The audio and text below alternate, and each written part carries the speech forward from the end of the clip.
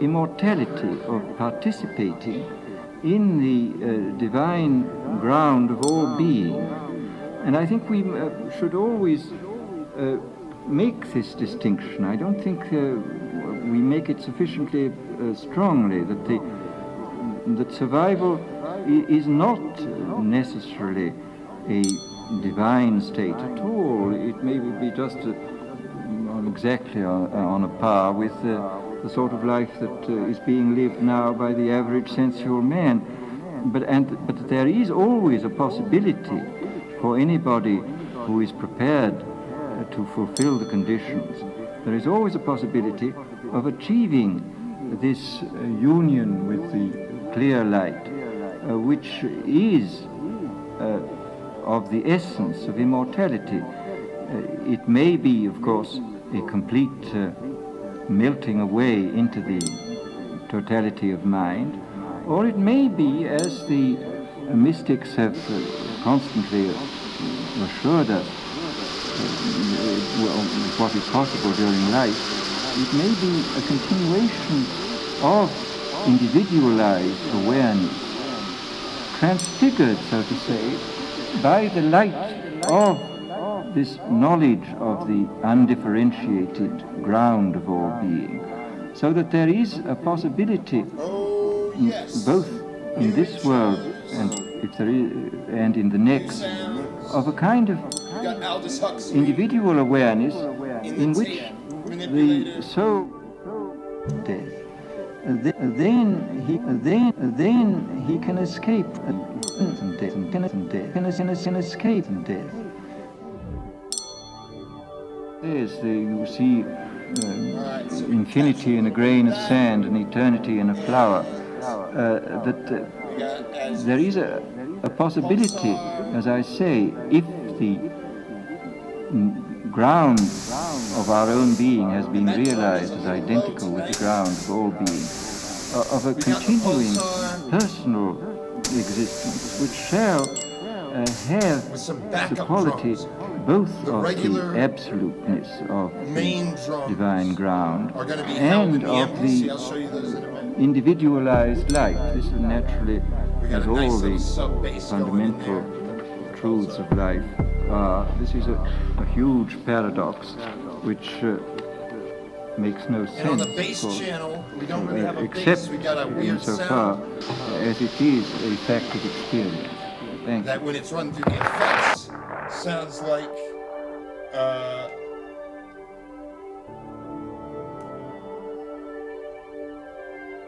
like sort of a gas being released. We got a couple angles tonight. When you think of the staggering symbols that the Indians produced, I mean, the dancing Shiva, for example, we've never produced anything as comprehensive as this. So, what we do have tonight is bells that are on the desk. You can hear those occasionally going off during this little ambient part. The ambience is coming from Mononoke on the iPad, and we've got a little other ambient stuff on the Strega being controlled by the no control. And I'm also doing a very convenient thing where I am running the signals from the no control, the CV signals, through a pitch quantizer. So I can lock them to various constraints so they won't just be random pitches, but constrained into a scale.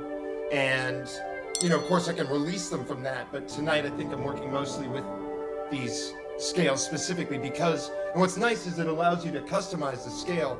Tonight I'm working with an interesting sample that I've messed with and pitch shifted, and it's all over the place. This ambient sound you're hearing right now is part of that. And as we evolve the sounds, you'll hear more of that. This evening, as I was saying, we've got Aldus Huxley on the tape machine. Aldus is talking a lot about,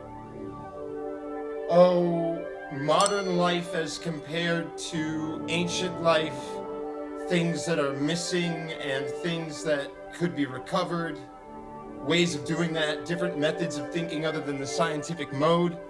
Aldus, I would say on like a scale from 1 to 10 of, you know, how much they believe in science, I'd say he very much believes in science. As compared to some of these other more esoteric philosophers, he is very eager to make it all fit into the scientific paradigm, but acknowledging that science has not encompassed everything and has insisted that it is the only game in town. So and is the symbol let's bring Aldus in, spiritual going over the instruments that I've got cooking. I got the MPC also going. I mean, the world of space and time and matter and That's energy. here. The world of creation I and can destruction. trigger these drums. The world of psychology. I mean, how do you get out of this? I mean, if you don't break the back of the ego, you're lost. And if you don't practice contemplation, there will be no liberation for you. I mean, we don't have anything remotely approaching such a comprehensive symbol, which is both cosmic and psychological and spiritual. I mean, it is really most unfortunate that we have such miserable symbols. It's part of the regular Hinduism, but it is specifically Shivite. And then one of the manifestations, of course, is called Bhairava of Shiva, who is also dancing, but he dances in cemeteries.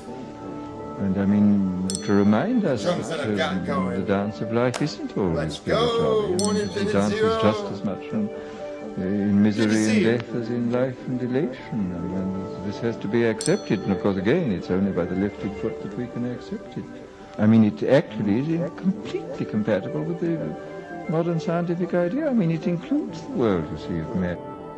Then he can escape from the wheel of birth and death.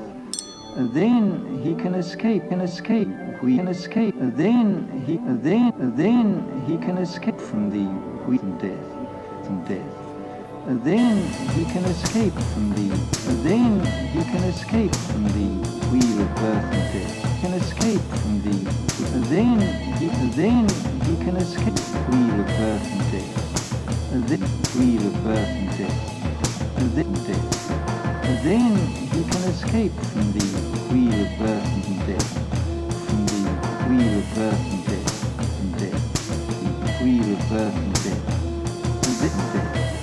And then the wheel of birth and death. And then he can escape from the wheel of, and then the wheel of birth and death. Can escape from the, and then he can escape from the death. And then he can escape from the wheel of, and then he can death. And then he can escape from the death. And then he can escape from the wheel of birth and death. And then he can escape from the wheel of birth and death. And then he can escape from the death. And then he can escape from the wheel. And then he can escape from. And then he can escape.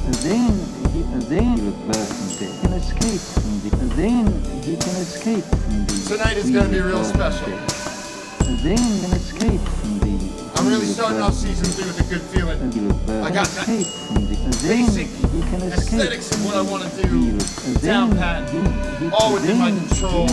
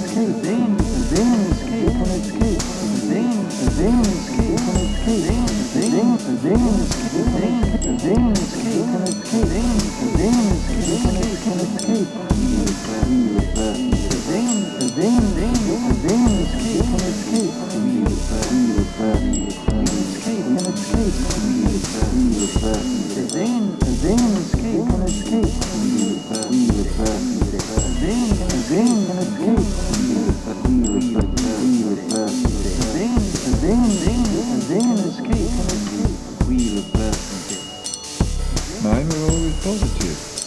I didn't have what some people have, which is a great elaborate visions with the eyes closed. Some people have the most elaborate and circumstantial visionary experiences. With the eyes closed, I merely see sort of living geometries, but never any of these great landscapes and figures and architectures which some people see. Do you sit or do you move about? Spend a lot of time sitting quietly, looking at things, and getting these sort of strange metaphysical insights into the world. Is it a habit-forming drug? In most cases, it has no more hangover than 2 cocktails, and some people feel actually much better the next day. It's being used to some extent in therapy. There's a man here called Sanderson who uses it a lot. There are several people in America. In Canada, there are several groups who've had very, very good results with alcoholism using LSD. And there's a new drug now, psilocybin, which is derived from the Mexican mushroom, which is the same effect but doesn't last quite so long. And that is being used in France therapeutically with some success. When you take a capsule from 400 milligrams, and the lysergic acid, you take this incredibly small dose of 100 gamma, which is 100 millionths of a gram, 10,000th of a gram, 10th of a milligram, which is a homeopathic dose. It's perfectly extraordinary that it should have an effect. Long after all traces of it have gone out of the body, it has an effect by triggering some, nobody knows exactly what. It probably inhibits one of the 27 enzymes which control the function of the brain. Either inhibits one or stimulates one, and I don't think anybody quite knows what it does. The intensity of the experience is entirely unlike any ordinary experience. But on the other hand, it quite obviously resembles spontaneous experiences which certain artists and religious people have unquestionably had. It's an immense intensification of the transfiguration of the external world into incredible beauty and significance. It's also beyond this kind of aesthetic experience. There may be other experiences, a sense of solidarity with the universe, solidarity with other people. Understanding of such phrases as is read in the book of Job, yea, though he slay me, yet will I trust him. It becomes quite comprehensible.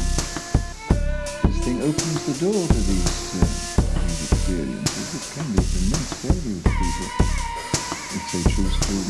most of them if they don't choose to. I mean, this is what the Catholics call gratuitous grace.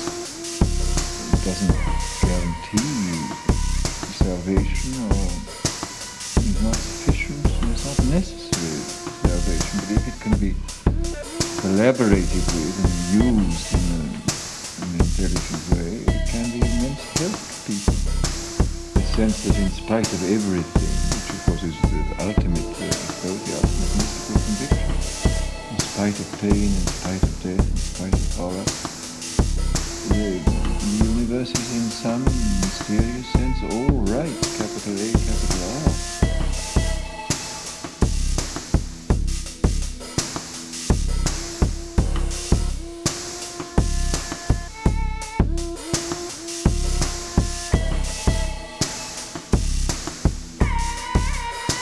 When you think of the staggering symbols that the Indians produced, the dancing Shiva, for example, we never produced anything as comprehensive as this. The dancing Shiva, those little bronze statues, which is the Shiva with 4 arms dancing with 1 foot raised.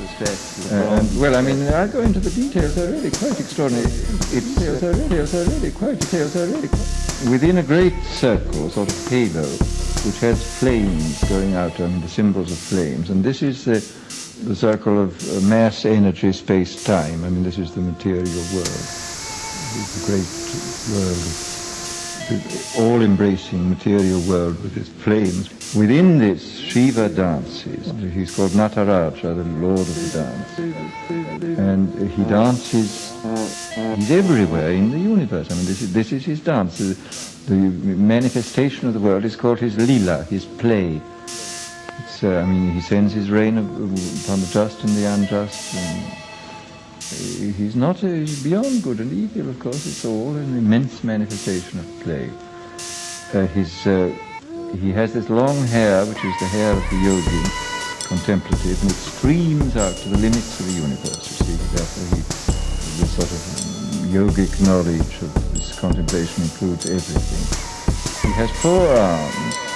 In the upper right arm he holds a little drum, which is the drum which summons things into creation. You beat upon this drum, things come into existence. In his left arm he holds a fire, which is what destroys everything. He both creates and destroys. His lower right hand is held up in this attitude, which means be not afraid, in spite of everything, it is all right. The other hand points down at his feet, and 1 foot is planted squarely on the back of a repulsive dwarf, this infinitely powerful dwarf, Muyalaka,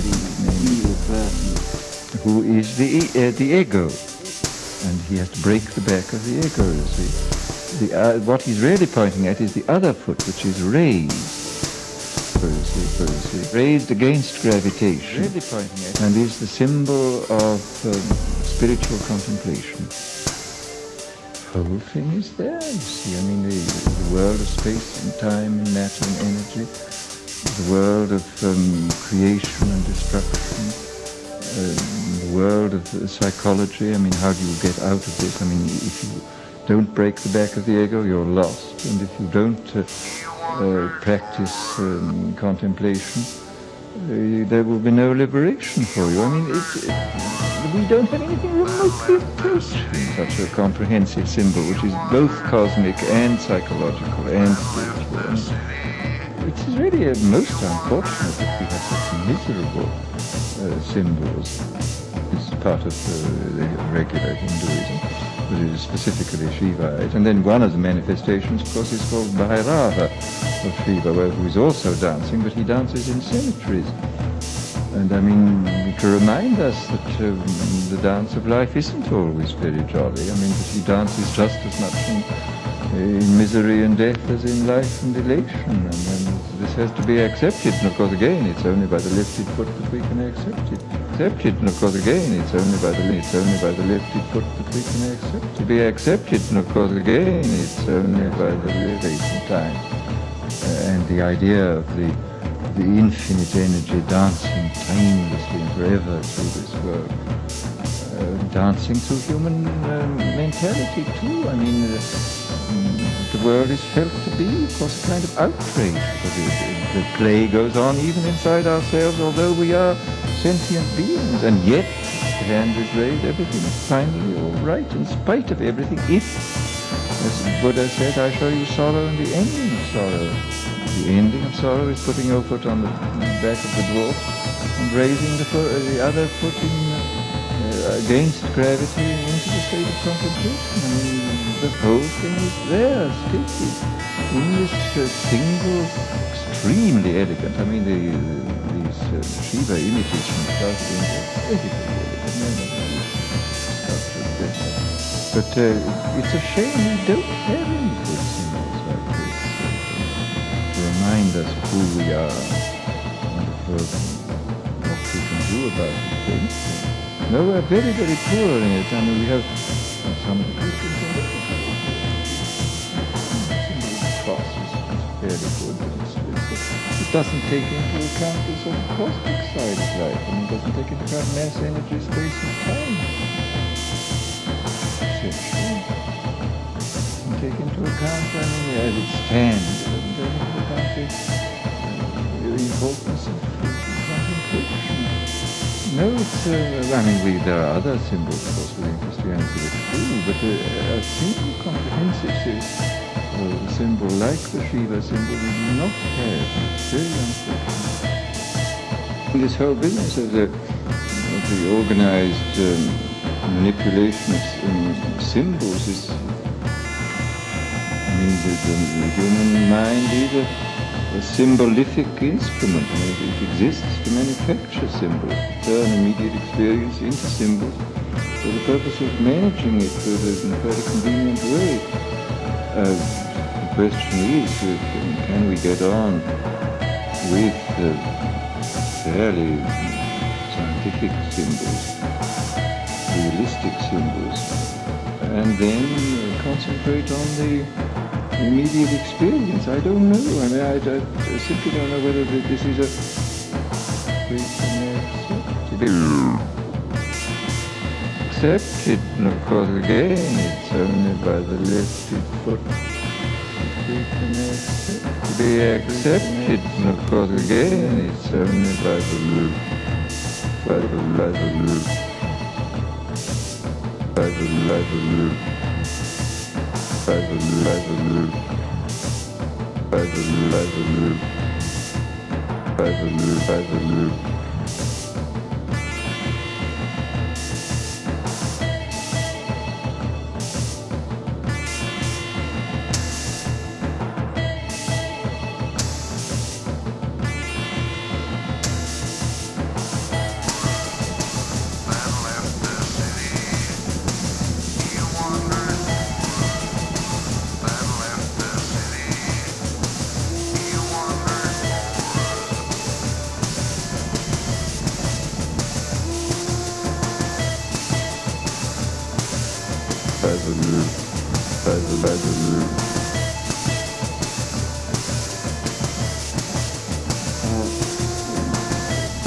You are now aware of the clear light seems the moment of death. Now thou art experiencing the radiance of the clear light pure.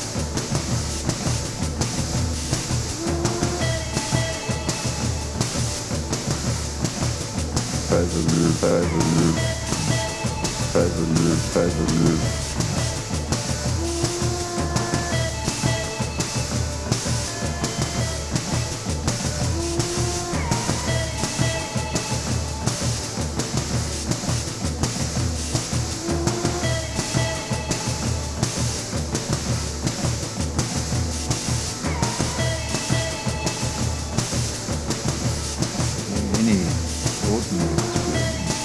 But on the other hand, it's quite obviously resembles spontaneous experiences which certain artists and religious people have unquestionably had. It's an immense intensification of the transfiguration of the external world.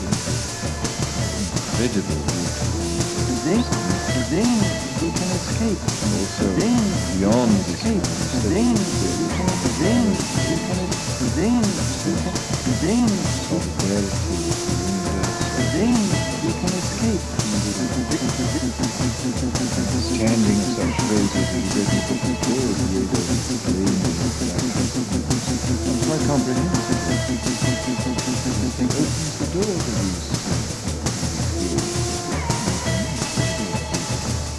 if they choose to make use of them, if they don't choose to, and probably because it's called gratuitous grace. It doesn't guarantee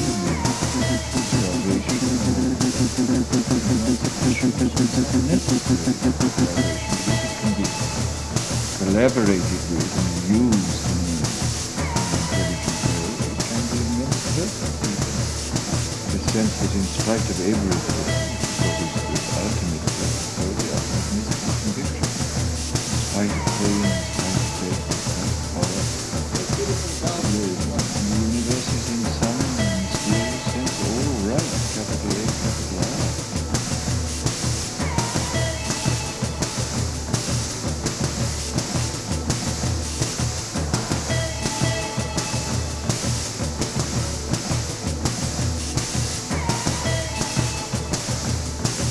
When you think of the staggering symbols that the Indians produce, I mean, the dancing Shiva, for example, we never produced anything as comprehensive.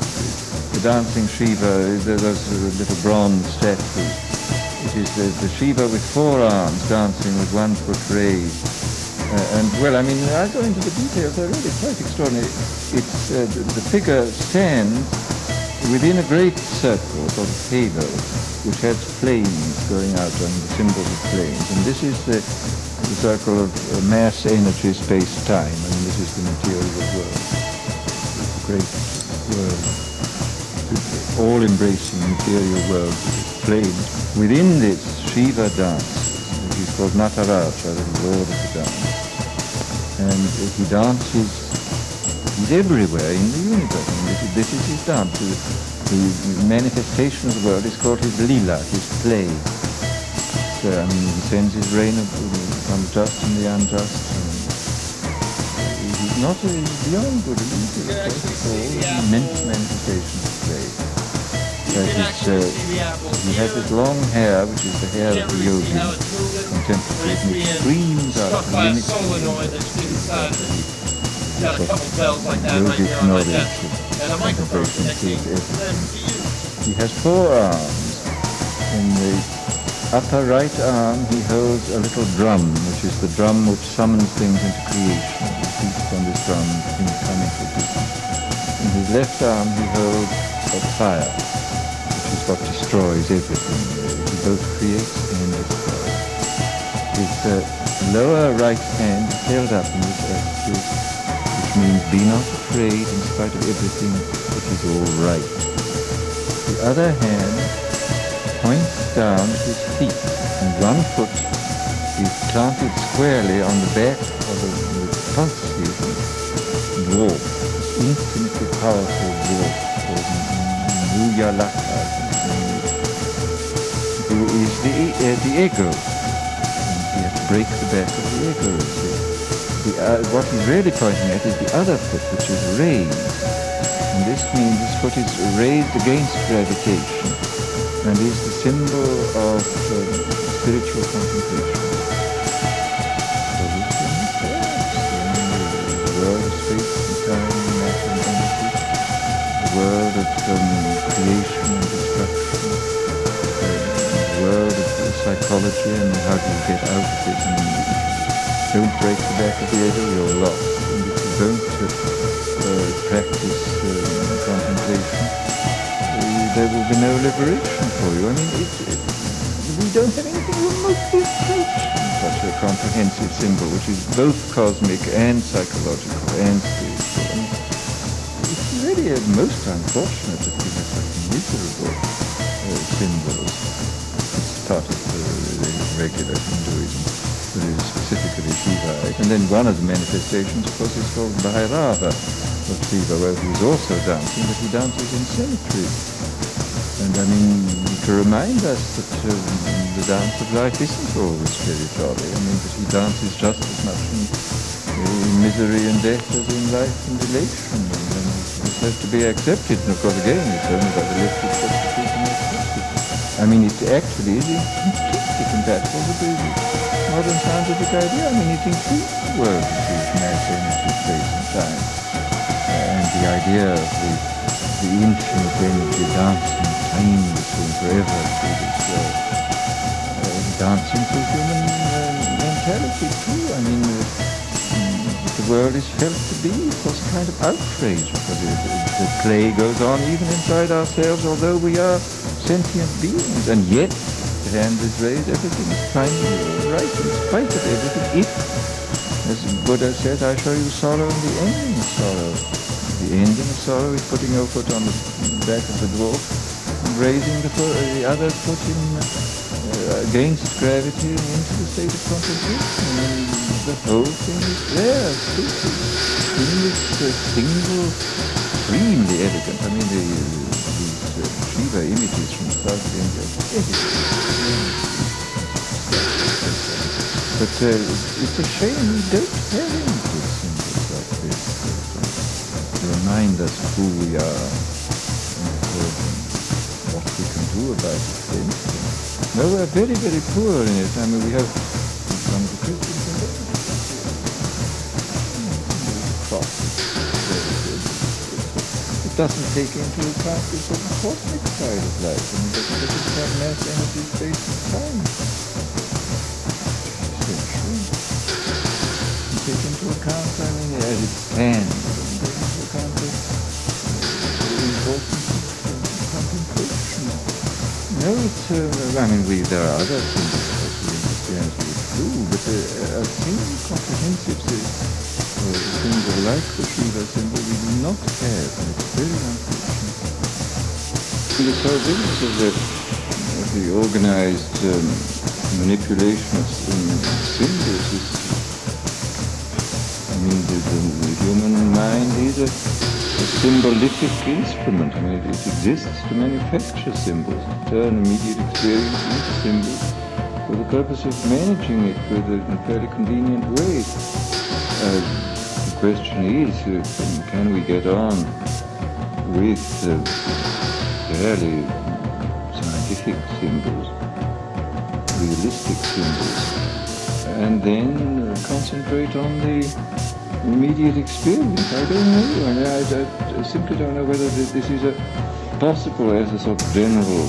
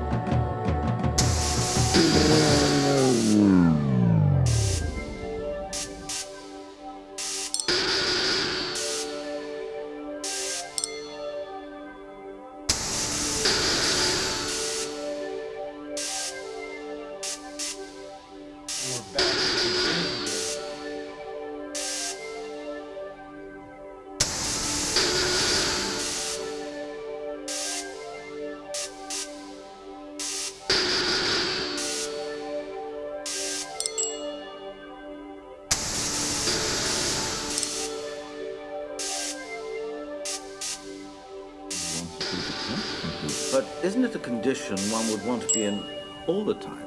You couldn't be in it all the time because it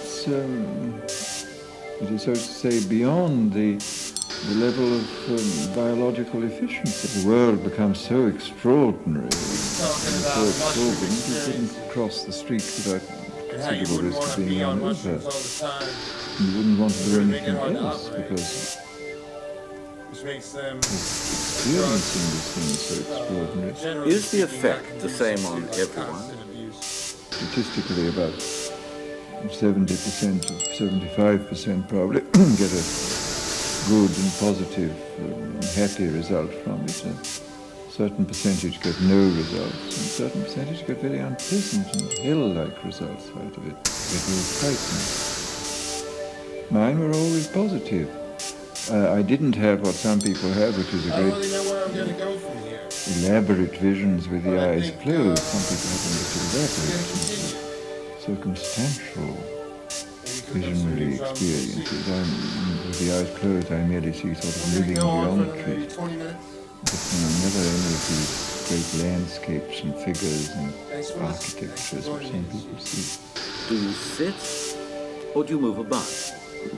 Spend a lot of time sitting quietly, looking at things, and getting these sort of I think next strange week what I'm going to do metaphysical is insights I found a recording into a word. of Is it a habit-forming drug? In most cases, it has no Aldus more Huxley reading hangover Brave than New 2 World. cocktails, and some And people I'll feel put that actually much underneath. better the next day. It's being used to some extent in therapy. There's a man here called Sanderson who uses it a lot.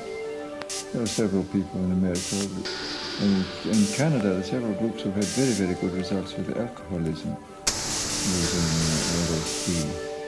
And there's a new drug now, the psilocybin, which is derived from the Mexican mushroom, which is the same effect. It doesn't last quite so long, and that is being used in France therapeutically, as some should say. Yes, when you take a capsule from 400 milligrams, and the lysergic acid, you take this incredibly small dose of 100 gamma, which is 100 millionths of a gram, or 10,000th of a gram.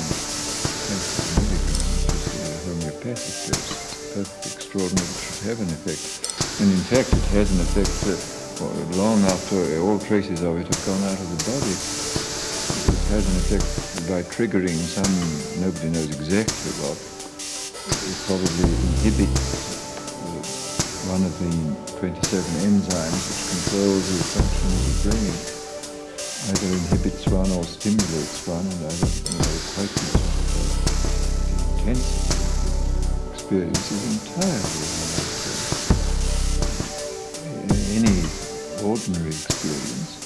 But on the other hand, it's quite obviously resembles spontaneous experiences which certain artists and religious people have unquestionably had. It's an immense intensification of the transfiguration of the external world into incredible beauty and significance. It's also beyond this kind of aesthetic experience, there may be other experiences, a sense of solidarity with the universe, solidarity with other people, understanding of such phrases as you get in the book of Job, you the flame that I trust in, becomes quite comprehensible. This thing opens the door to these experiences, which can be of immense value to people if they choose to make use of them. If they don't choose to, I mean, this is what we Catholics call gratuitous grace. It doesn't guarantee salvation, or it's not sufficient, it's not necessary salvation, but if it can be collaborated with and used in an intelligent way, it can be immense help to people. The sense that in spite of everything, which of course is ultimately in spite of pain, in spite of the universe is insane, mysterious, it's all right. Then he can escape from the then he can escape from then he can escape from then he can escape from the wheel of birth and death. When you think of the Then staggering symbols that the then Indians he can escape from the the dancing wheel of Shiva, birth for and example, death. never produced anything as comprehensive. The dancing Shiva, those little bronze statues. It is the Shiva with 4 arms dancing with 1 foot raised. And well, I mean, I go into the details, they're really quite extraordinary. It's, the figure stands within a great circle, a sort of halo, which has flames going out and the symbols of flames. And this is the circle of mass energy space-time, and this is the material world. Great world, all-embracing material world flame. Within this, Shiva dances. He's called Nataraja, the Lord of the Dance. And he dances, he's everywhere in the universe. I mean, this is his dance. The manifestation of the world is called his lila, his play. So, I mean, he sends his rain on the just and the unjust. And he's not beyond the usual, because it's all an immense manifestation of play. He has his long hair, which is the hair of the yogi, contemplative, and it streams out to the limits of the universe. See, therefore this sort of yogic knowledge of this contemplation includes everything. He has 4 arms. In the upper right arm he holds a little drum, which is the drum which summons things into creation. Beats on this drum, things come into existence. In his left arm he holds a fire. It's what destroys everything. He both creates and destroys. His lower right hand is held up in this attitude, which means be not afraid, in spite of everything, it is all right. The other hand points down at his feet, and 1 foot is planted squarely on the back of a repulsive dwarf. This infinitely powerful dwarf called Muyalaka, I think his name is, who is the ego, and he has to break the back of the ego. What he's really pointing at is the other foot, which is raised, and this means this foot is raised against gravitation, and is the symbol of spiritual contemplation. Everything is there, you see. I mean, the world of space and time, matter and energy, the world of creation and destruction, the world of psychology, and how do you get out of it? I mean, if you don't break the back of the ego, you're lost. And if you don't practice contemplation, there will be no liberation for you. I mean, we don't have anything remotely approaching such a comprehensive symbol, which is both cosmic and psychological and spiritual. I mean, it's really most unfortunate that we have such miserable symbols. It's part of regular Hinduism, very specifically Shiva. And then one of the manifestations, of course, is called Bhairava of Shiva, who is also dancing, but he dances intensely. And I mean, to remind us that the dance of life isn't always very jolly. I mean, that he dances just as much in misery and death as in life and elation. And this has to be accepted. And of course, again, it's only by the lifted foot that we can accept it. I mean, it actually is completely compatible with the modern scientific idea. I mean, it includes the world, you see, mass, energy, space and time. And the idea of the infinite energy dancing timelessly and forever through this world. Dancing through human mentality too. I mean, the world is felt to be, of course, a kind of outrage. The play goes on even inside ourselves, although we are sentient beings. And yet, the hand is raised, everything is finally all right, in spite of everything. If, as the Buddha says, I show you sorrow and the ending of sorrow. The ending of sorrow is putting your foot on the back of the dwarf and raising the other foot against gravity into the state of contemplation. I mean, the whole thing is there, totally, in this single, extremely elegant. I mean, these Shiva images from the south of India are perfectly elegant. But it's a shame we don't have any good symbols like this to remind us of who we are and what we can do about it. No, we're very, very poor in it. I mean, we have some of the pieces in it. The cross is fairly good, but it doesn't take into account the sort of cosmic side of life. I mean, it doesn't take into account mass, energy, space, and time.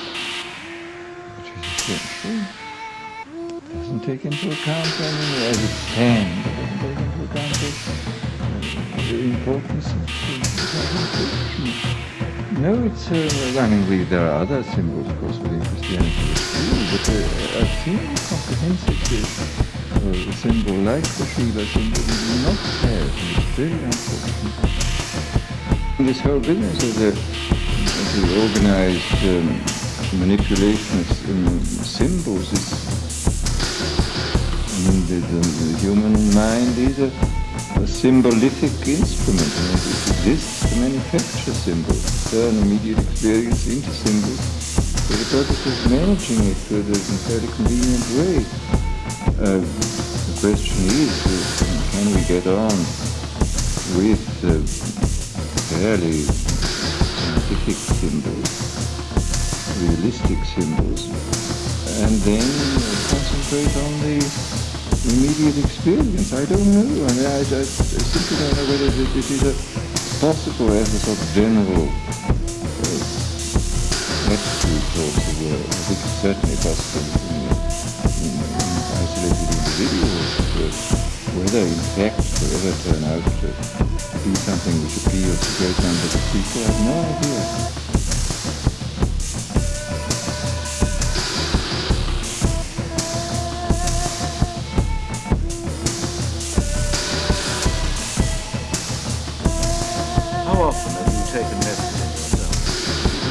Twice, and that's what you guess it's about 5 times, I suppose. I would like to take it about once a year, I think. There's one there that doesn't, most people I know certainly have no desire to sort of fool with this particular constant. They take it too seriously to behave in this way towards it. They want to wallow in it. I mean, you need a good deal of time to digest this, I think. I don't know, most people I know feel that they don't have any special desire to go on with it. I mean, that they would like to every 6 months or every year, something like that. But I still need one who wants to take it constantly. But isn't it the condition one would want to be in all the time? You couldn't be in it all the time, because it's, so to say, beyond the level of biological efficiency. The world becomes so extraordinary and so absorbing, you couldn't cross the street without doing over. You wouldn't want to do anything.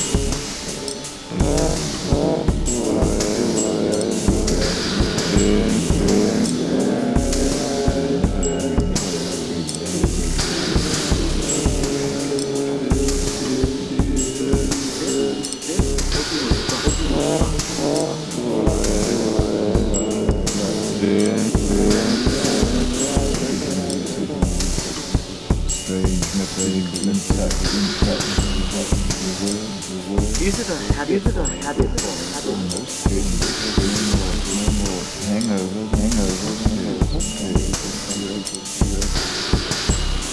One simple but brilliant trick to heat your home in 90 seconds and save sap.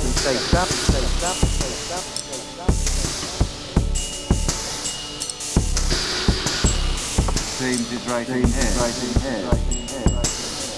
This is what he says. No one type of mind is it given discern the totality of truth. Something escapes the base. Not accidentally, but systematic. And because we have a twist, the scientific academic mind and the feminine mystical mind shy away from each other's head, just as they shy away from each other's head, away from each other's head, away from each other's head, away from each other's head. The academic mind are by far to interpret and discuss. For surely, mystical, scientific speculation is like passing lunacy. But on the other hand, it's like passing lunacy. It's like passing lunacy. It's like passing the ordinary critical technology which present themselves as wild, no soul, or a break up. In psychology,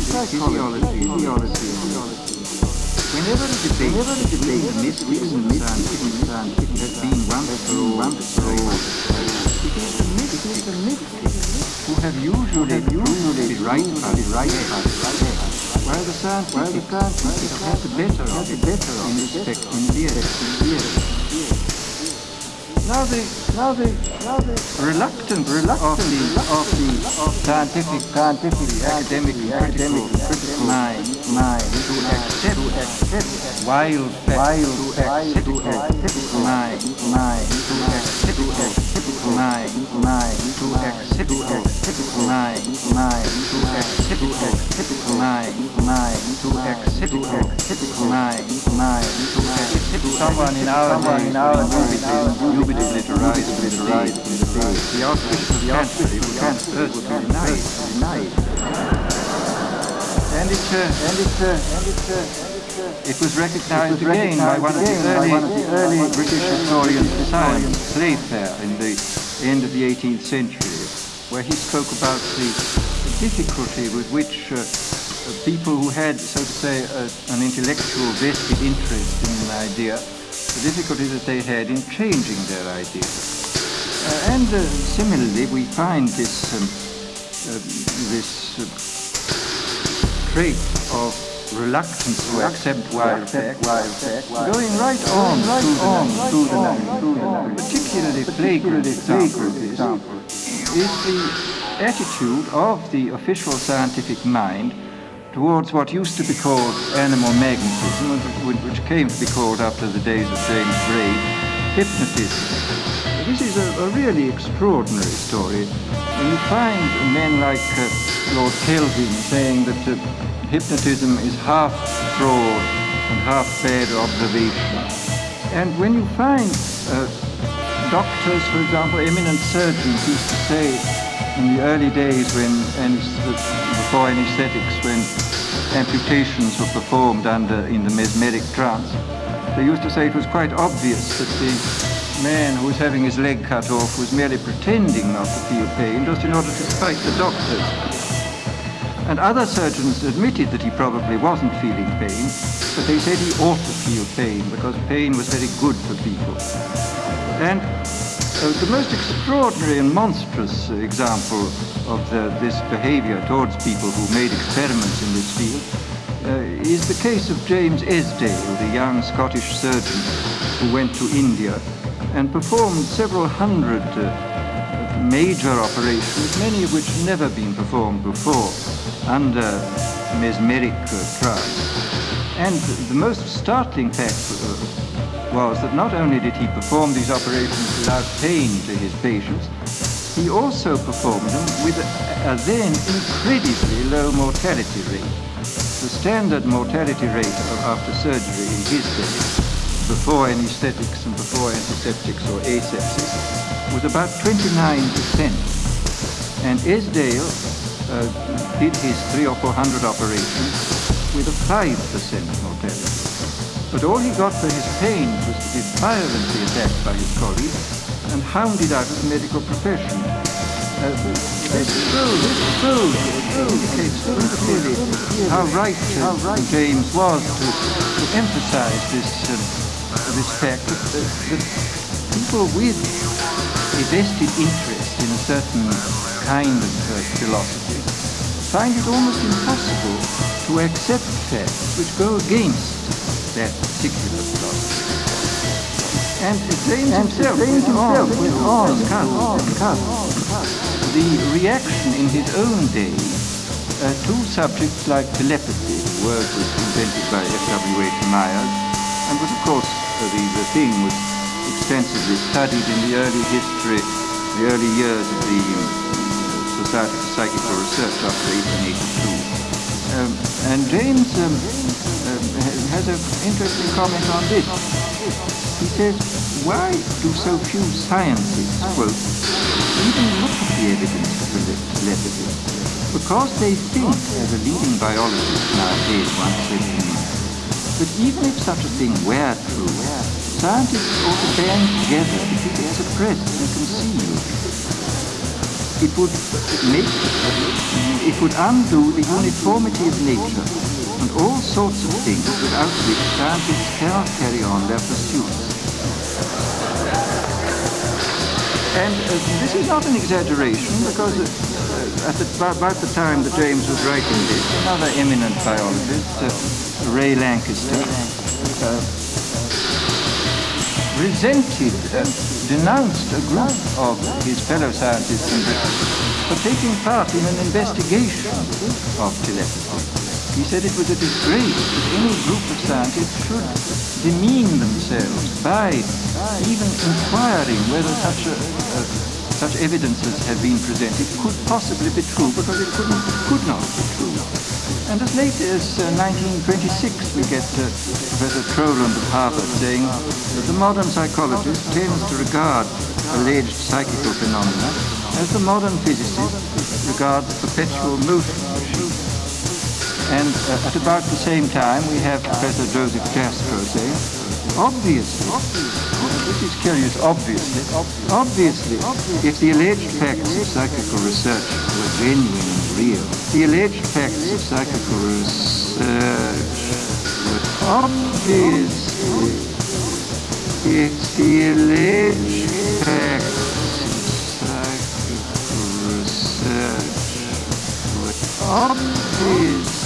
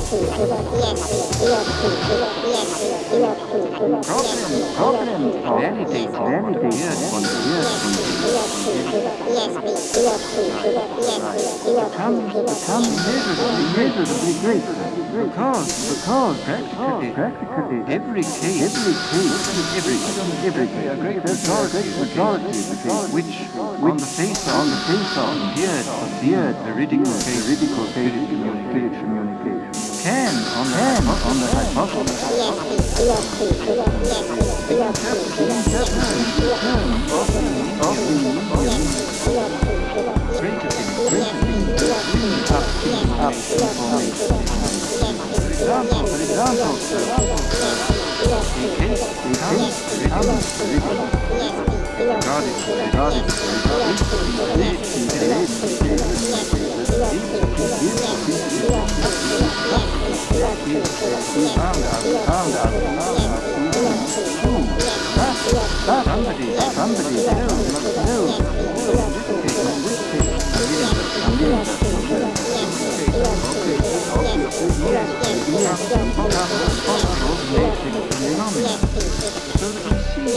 there is this curious paradox with the establishment of ESP, and I personally believe it has been established. With the establishment of ESP, we have not only a certain intrinsic probability that there may be survival, but we also are confronted with an extraordinary difficulty in ever demonstrating that a given phenomenon is due to survival.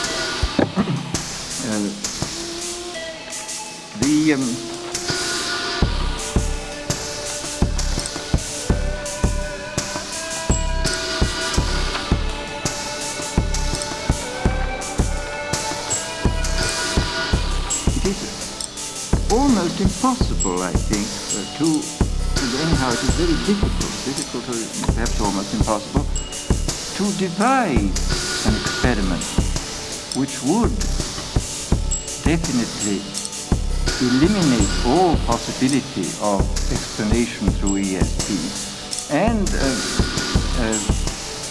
definitely demonstrate the spirit survival. This, of course, is one of the problems which does confront parapsychologists at the present time who are interested in the problem of survival. The extraordinary difficulty of setting up an experiment which would definitely establish survival, as I say, without opening the way to an explanation through a kind of extended ESP. Practically all the mediumistic communications, which the best of which can be studied in the proceedings in the Journal of the Society for Psychical Research in London and in the American Society, practically all of these, with a few exceptions, do lend themselves to perfectly plausible explanation in terms of ESP. And consequently, we had somehow to think of some alternative type of experiment in relation to survival. And something of the same, I think, is true in the cases of those veridical apparitions which have been studied ever since 1882 and have been studied recently with great thoroughness by Dr. Louisa Rhine at Duke and by Dr. Hornell Hart, who was at Duke, this too lends itself to the same kind of interpretation. Because we know now by experience that an apparition which appears to give veridical information may be not what it seems to be, something willed into existence by an incorporeal personality, but the creation of the percipient. It may simply be the percipient picking up out of the psychic medium some kind of veridical information. And then, by means of this extraordinary dramatizing and storytelling faculty, which seems to lie at the back of so many minds, and especially at the back of the minds of sensitives, building up this figure, this apparitional figure. Dr. Louisa Rhine, in her enormous collection of cases, she sorts them out into degrees of probability of survival. The great majority, she thinks, are the actual creation of the percipient, using ESP plus this dramatizing faculty. And she would regard as completely evidential only cases in which the percipient of the apparition had no active motive for seeing the apparition, whereas the hypothetical disembodied spirit would have a very strong motive for presenting himself to the percipient. And some of the cases that she has collected, she's collected many thousands of them and examined them very carefully, some of them come fairly near to this, but only one appears to fully come up to this standard of complete convincingness in this respect, and this particular one is not very well confirmed, unfortunately. On the other hand, Dr. Hornell Hart, who has also made a considerable study of the apparitional evidence, is of opinion that there are many apparitions apparently stemming from incorporeal personal agencies, which cannot be distinguished from the apparitions of the living. One of the early classics of psychical research was Gurney's Phantasms of the Living, where he brought together a very large number of very interesting cases of apparitional appearances of people actually alive. And this kind of census of phenomena has gone on since. And Hart points out that in many cases the apparitions of the dead appear to be of exactly the same nature as the apparitions of the living. And seeing that in many cases we know that the apparitions of the living have been the vehicle of communication and action by personality, we may by analogy perhaps imagine that some anyhow of the apparitions of the dead are also vehicles of personal thought and action. Well, be it as it may, there are, I think, a number of cases in which the weight of evidence seems on the whole to fall on the side of the survival hypothesis. There are cases in which it seems to be simpler and more plausible to adopt what is now called the IPA hypothesis, the incorporeal personal agency hypothesis, in favor of the ESP hypothesis. There is another point, however, which I think has to be raised here, which is that as a matter of historical fact, it is only fairly recently that it has been assumed that most of this kind of evidence did refer to spirits of the dead. It's interesting in this context to compare, for example, what Burton in The Anatomy of Melancholy has to say on the subject with what one of the pioneers in the of psychical research, F.W.H. Myers, had to say 200 years later. Burton in The Anatomy of Melancholy dismisses as self-evidently absurd the idea that a departed spirit could possess what we should now call a medium and impart information through the medium. He says that that information is given through mediums, but it does not come from departed spirits, but on the contrary, it comes from some non-human spiritual source, either divine or diabolical. F.W.H. Myers, on the other hand, completely dismisses this very ancient hypothesis in favor of the IPA hypothesis, the departed spirit hypothesis. And here, this again, I think, is a rather disturbing fact, that essentially the same phenomena do lend themselves to interpretation either in terms of some kind of spirit possession, a non-human spirit possession, or to some kind of communication or possession by departed human spirits. Nevertheless, I think when we have taken all these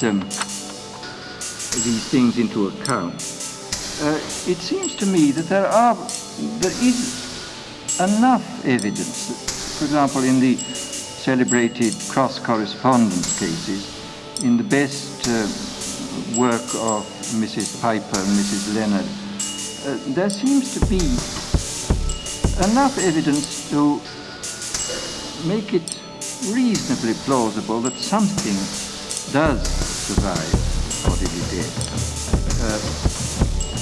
Now,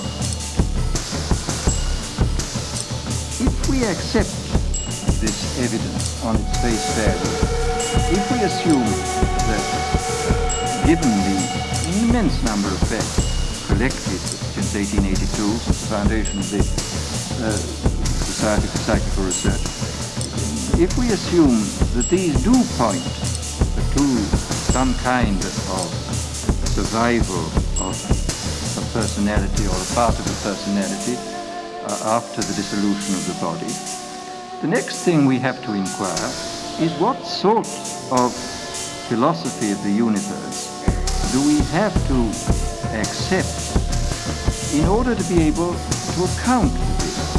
We've seen that an eminent psychologist of the present day, such as Dr. Hebb, regards this whole thing as making no sense. Well, of course it doesn't make any sense in terms of the particular hypothesis, theory of the world, in which in terms of which he is carrying on his experiments and interpreting them.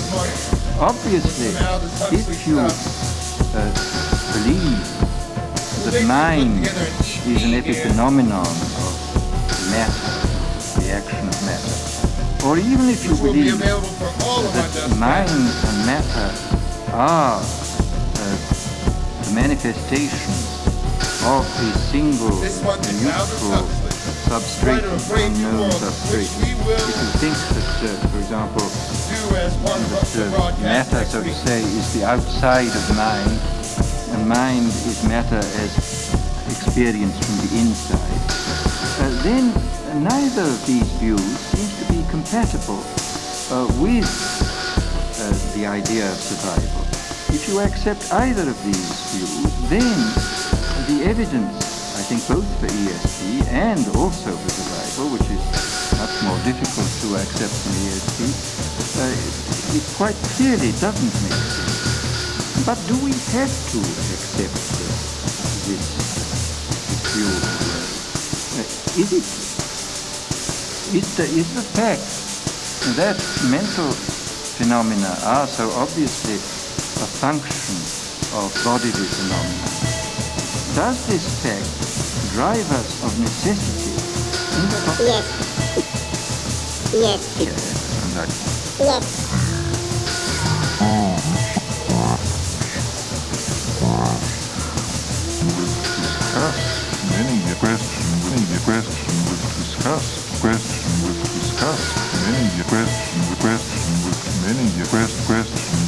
discussed. Many question was discussed. Many question was discussed. Many question was discussed. Many question was discussed. Many question was discussed. Many question was discussed. Many question was discussed. Many question was discussed. Many question was discussed.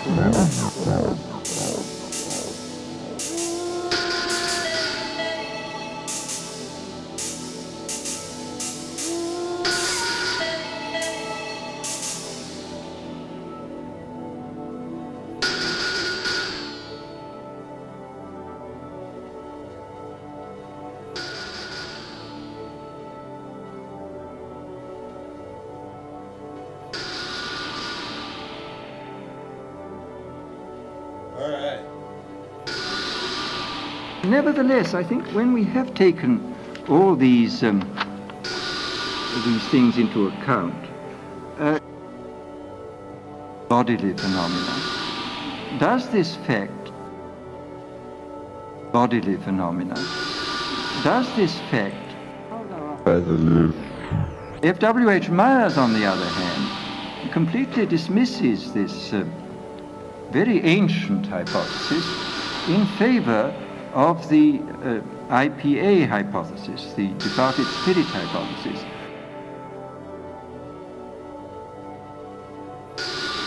Talking about dead people, y'all. Question was discussed. Many questions. World's crazy. Discussed. Many questions discussed. Many. All right, I'm just toying around at this point. Thanks for listening. We'll bring it all down.